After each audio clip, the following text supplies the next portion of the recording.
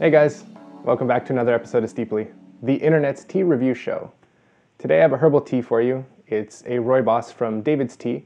It's actually a caramel Rooibos blend, which is really awesome. Super great dessert tea, really tasty. All that is great.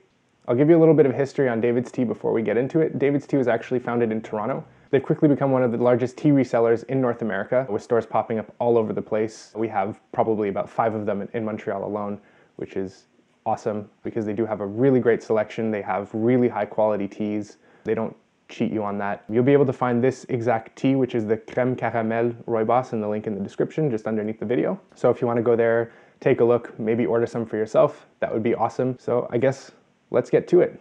So the color of the tea is really awesome. Rooibos is known for its deep red color. It's really rich, has a great smell. Normally sweet, especially red Rooibos, which this blend is, as you can see here. And I will have a cutaway over of both the glass and the tea as well, so you can get a better look. Again, super red, super deep in color, naturally sweet. There is green Rooibos as well, which is normally a lot harder to find and less produced because it lacks the oxidization process, which is what actually turns this tea red and gives it that color. You get more of a malty and grassier taste with green than you do with red. Red is sweeter. It does still have some of the grassiness and some of the maltiness, but it's not as harsh. So yeah, let's get to the smelling and the tasting.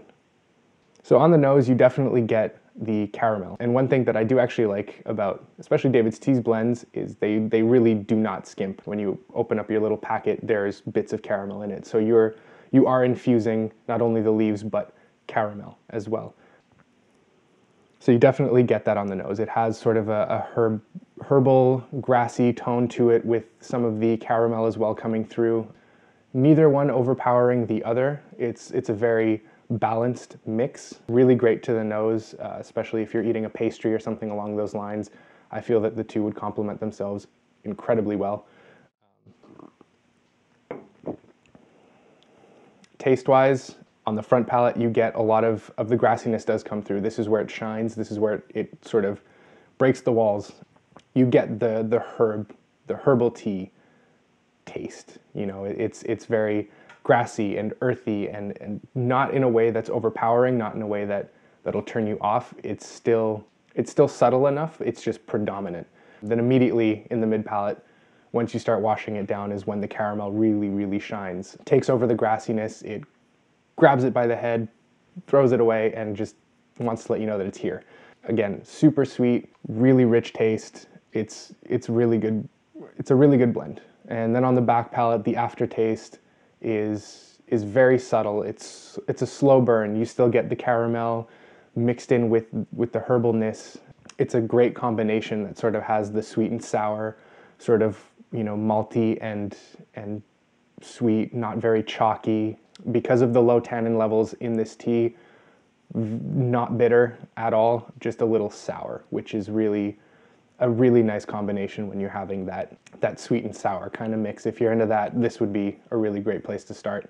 And just a little backstory on Rooibos itself. Like I had said, the oxidization is what turns it red. There are green Rooiboses out there, but they're a lot more uncommon. This particular blend, like I said, is with caramel, which really makes it a super sweet and awesome tea. But back to the Rooibos. Rooibos is actually a South African grown tea. It's not part of the regular tea plant, which is why it's categorized as a herbal tea. It's not from the same family at all. It's a completely different plant, which actually cannot be grown in North America successfully in a natural environment.